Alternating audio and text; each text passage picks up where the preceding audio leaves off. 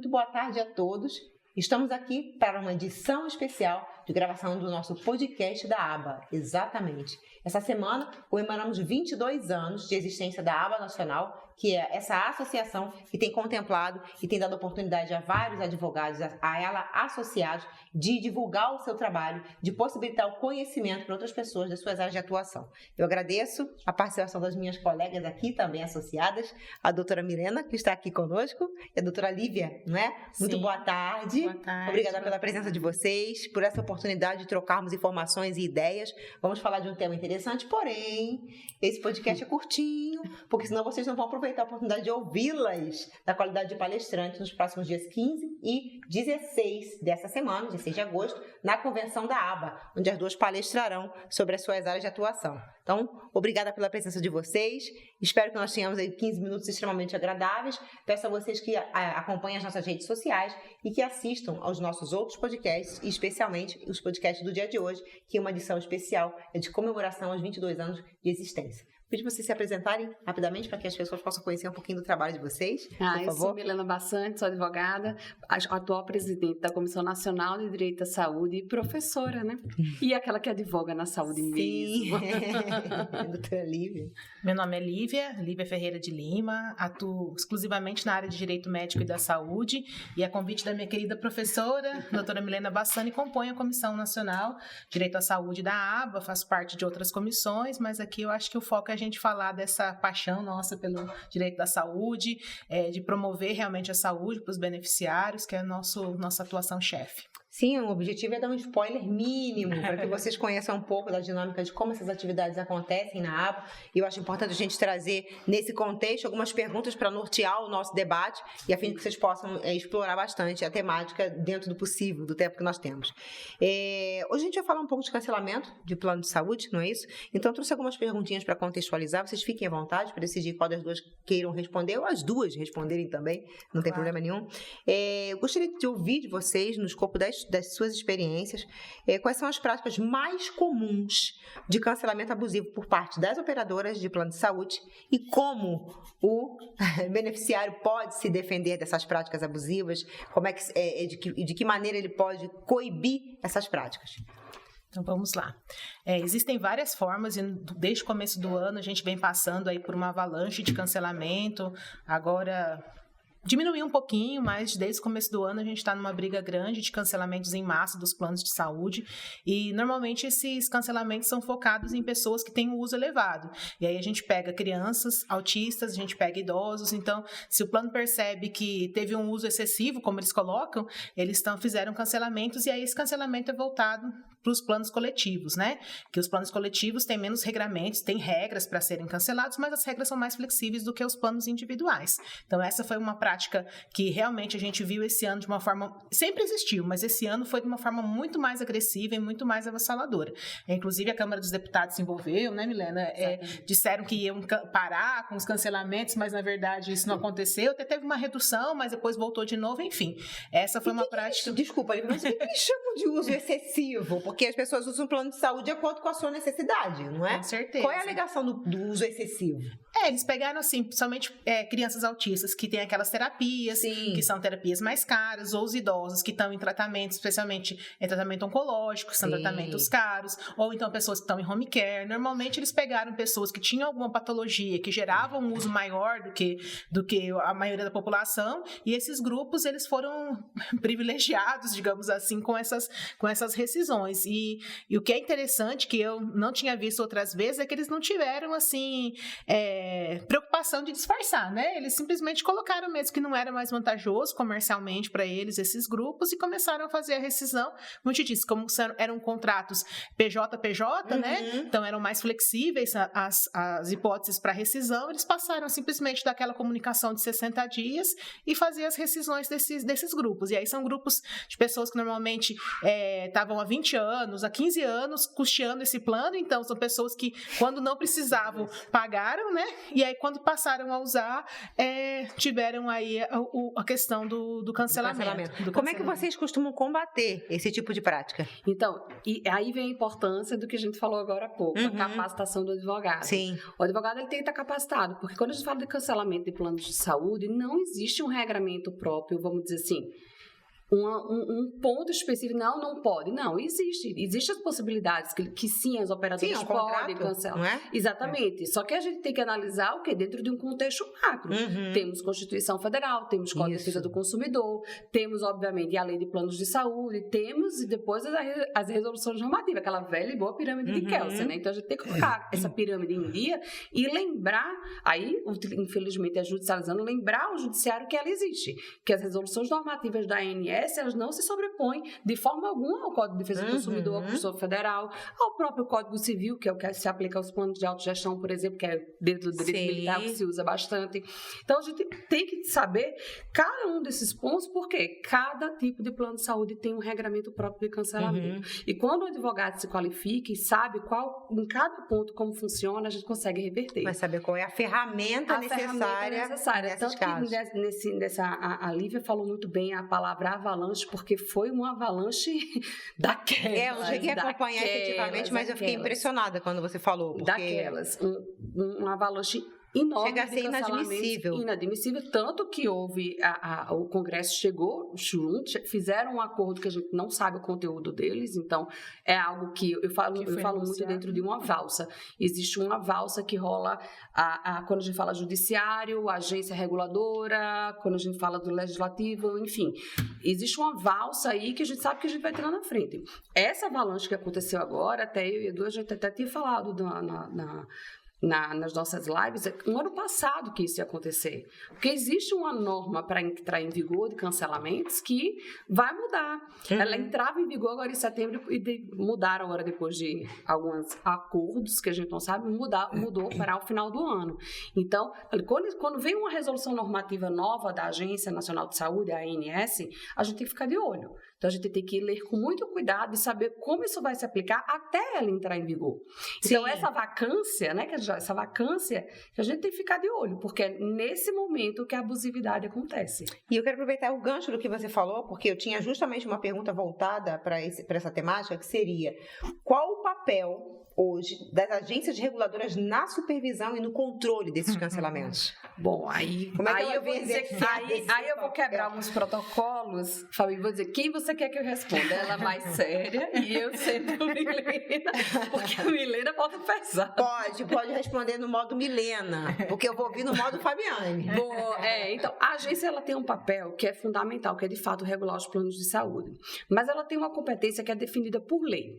Então, dentro dessa competência vem a finalidade dela. Qual a finalidade da agência? Ela tem como fim, uma lei de 2000, dos anos 2000, na verdade, a 9961 de 2000, mas é essa mesmo, 9961 de 2000, que diz que a agência ela vem para não apenas ficar de olho nos planos de saúde, vamos colocar assim, mas para fazer a defesa dos usuários. Porque o usuário, ele é hipossuficiente nessa relação. Claro! Porém, na prática, não é dessa forma que acontece. Infelizmente, o usuário, ele não é chamado para estar dentro da ANS. O advogado de plano de saúde, ele não é chamado para estar dentro da ANS. Agora, a nossa Comissão Nacional de Direito da Saúde fez a sugestão de emendas na primeira jornada do Conselho da Justiça Federal. Isso foi um ganho enorme, porque não se chamava, foi agora há pouco, exatamente. Com você, foi, isso, né? Exatamente. Então, assim, o advogado de saúde, ele tem que estar muito antenado para isso, porque ele tem que estar junto com a agência. A nossa função dentro da aba é essa, de estarmos ali frente à agência, fazendo com que ela cumpra o seu papel. Se posicionar, exatamente. Que cumpra o seu papel, que é fazer a defesa do beneficiário de plano de saúde. Então, essa aparação tem que existir, senão, infelizmente, como eu falo, a gente fala da teoria da captura, né? Então, a teoria da captura que muitas vezes pode estar simplesmente voltada a... Como é que eu posso falar? De forma sutil, a atingir o interesse dos planos de saúde e não dos beneficiários. Isso não acontece só ali no dia a dia, né, Milena? A gente vê em eventos muito, que ali os planos de saúde estão junto com a ANS e sem levar a visão do beneficiário do plano de saúde. Então, quando você fala nessa tríade, tem que estar todo mundo. Se a gente vai num evento para ver qual que é a visão, o que está acontecendo e tudo mais, tem que ter todas as visões, né? Tem que ter todos os lados. Temos que sentar todos na mesa. Isso, até para ver todos os posicionamentos e chegar num ponto comum. Mas em eventos grandes e tudo mais, o que a gente observa é que está ali a ANS alinhadinha com o plano de saúde e aí os beneficiários vendidos no meio dessa história, né? Porque sem conseguir a proteção, inclusive puxando o gancho também, quem é beneficiário que está em tratamento de saúde é uma situação mais grave ainda, que tem tema do STJ garantindo que não pode rescindir o contrato no curso da doença, né? Do tratamento. E porque é a lógica, né? O tratamento da saúde é o objeto do contrato. É o objeto do contrato. Então, você não vai da Constituição Federal. Você não vai rescindir um contrato no curso do objeto, né? Direito social. Exatamente, mas assim, nesses casos... Independente disso que você está trazendo, não é? Da relação contratual que existe entre as partes. Viu como você falou certo? Temos Constituição. A Constituição ela não é observada nesse momento. Eu estou te falando isso que a Lívia veio trazendo nesse sentido. Foi muito boa a colocação. E eu tive uma experiência interessante, eu gosto muito de falar sobre esse assunto, porque eu estudo muito sobre direito médico da saúde, até porque eu atuo com o sistema de proteção social dos militares, e eu tenho que conhecer bastante, principalmente para os casos de dispensa motivada, de licenciamento arbitrário, de militares que foram doentes, muitas questões afetas a esse sistema.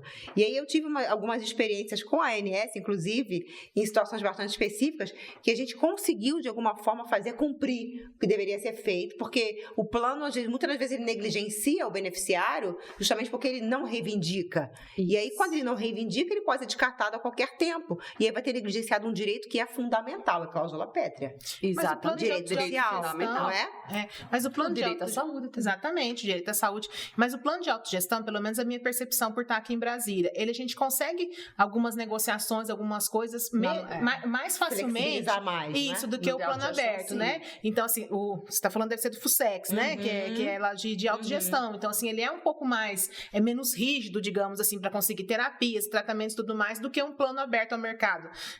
São tantos aí, a Milson, América, Bradesco, né? Então, assim, você consegue muito mais uma negociação e até uma flexibilização olhando a ANS do que um plano aberto para toda a população, aberto ao mercado, que realmente aí fica mais evidente que o lucro é a única... É a prioridade. É a única prioridade, infelizmente. É muito complicado. E o que é pior, assim, é que no momento que se faz a precificação do produto, eu não estou falando aqui de reajuste das mensalidades, mas quando se faz a precificação do produto, já é embutido a questão da judicialização. Está contemplado. Então, quando você vai colocar a questão de econômico-financeira, é simples. Você faz uma leve pesquisa, os planos de saúde só estão atrás dos bancos. E olhe lá, né? Sim. E olhe lá. Tanto que nesse primeiro trimestre de 2024, o lucro foi de 3,3 bilhões, salvo o melhor juízo. Posso estar errada no número. Mas o lucro foi na casa de 3,3 2, 3, é tudo bilhão. Exato. E eu estou falando de lucro. Eu não estou falando de contexto geral. Estou falando de faturamento, né? Estou falando de faturamento mesmo. Geral.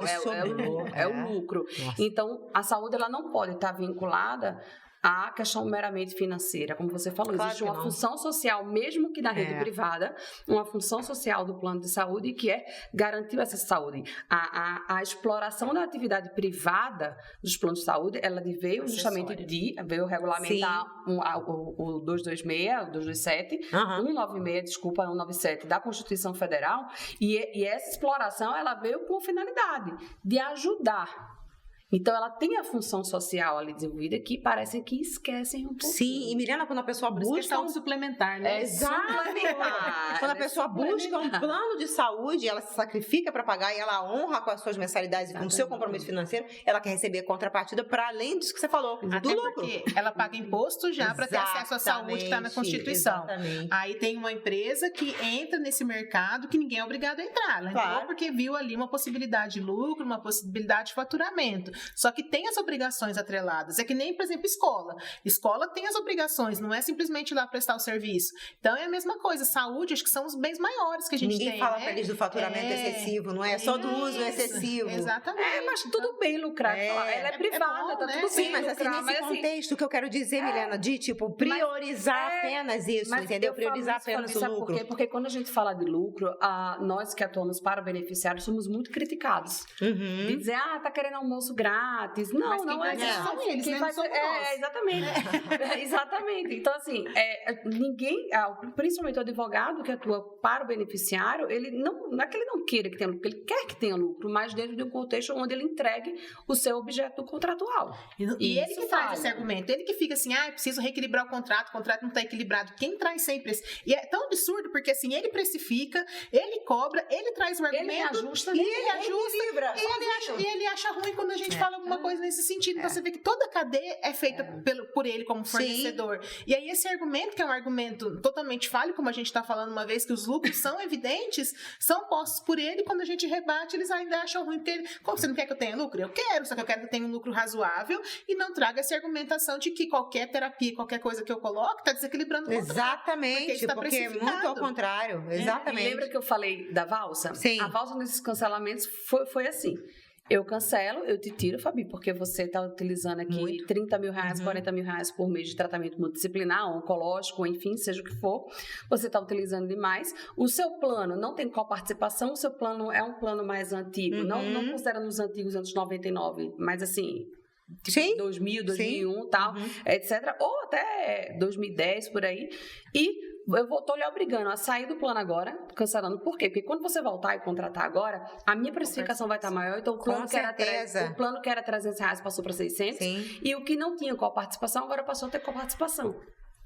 Essa é a jogada. E agora, assim, você só consegue contratar se tiver coparticipação. É uma estratégia exclusivamente de lucratividade. Exatamente. Exclusivamente de lucratividade. Outro ponto também que teve muito cancelamento, muita rescisão, é a questão do atraso, né? Que daí mesmo os contratos individuais podem ser rescindidos se tiver um atraso ali superior a 60 dias no último ano, né? Sempre é assim que está na lei, 60 dias no último ano. Só que assim, durante vários anos, a pessoa foi atrasando um dia aqui, 2 dias ali, 3 dias ali, não sei o quê, e nunca teve questionamento nenhum. Verdade. Aí começou a fazer um tratamento, entrou no home care, entrou alguma coisa, 60 dias eu vou cancelar o seu contrato aqui, mas eu sempre paguei, nunca teve... Não, mas está aqui na lei, eu posso cancelar o seu contrato. Então fica umas coisas assim que não tem argumento, sabe? Não tem como você defender. Você vê que são sempre condutas, quando a pessoa... Se a pessoa não usa o plano, abusividade, ela pode ter toda uma situação que o plano tá tudo bem, ele tá gostando, tá seu amigo, tudo mais. Você começou a usar é o que a Milena Duarte sempre fala. Plano só quer gente que não use plano. Gente saudável. Você ficou doente, você já passou a ser persona não grata. Não faz sentido nenhum isso. E que bom ter podido ter vocês duas aqui para debatermos sobre esse assunto que também me revolta, porque eu acho de um absurdo sem tamanho uma pessoa que honra com seus compromissos, se sacrifica, porque ela normalmente o plano de saúde, um bom plano de saúde é caríssimo e se aquela mensalidade ela é paga mensalmente, então o objetivo é justamente poder salvaguardar a vida daquela pessoa no momento em que ela necessitar. Não é para que ela não use, para que o plano exclusivamente lucre com aquela atividade. Então, assim, fico muito feliz de ter podido receber vocês duas aqui. E aí, o nosso podcast é curtinho, tá bom? Vocês têm que estar lá na convenção para assistir a palestra aqui das doutoras. Eu tenho certeza absoluta que vai ser maravilhosa. Obrigada mais uma vez por vocês trazerem. É muito bom ter essa troca aqui na aba, conhecer pessoas como vocês, entender dessa dinâmica, a gente poder conversar, trocar. Eu tinha zilhões de coisas para falar, mas não vai ter como, porque não vai dar tempo. Daqui a pouco vão puxar minha orelha aqui, porque, enfim, a gente tem um tempo cronometrado para realizar os nossos podcasts. Obrigada por vocês estarem aqui conosco. E eu agradeço a vocês também que estão acompanhando esse nosso trabalho. Continuaremos aqui realizando os podcasts da aba. Sou Fabiane Andrade, coordenadora do podcast da aba e diretora da aba no Distrito Federal. Até breve.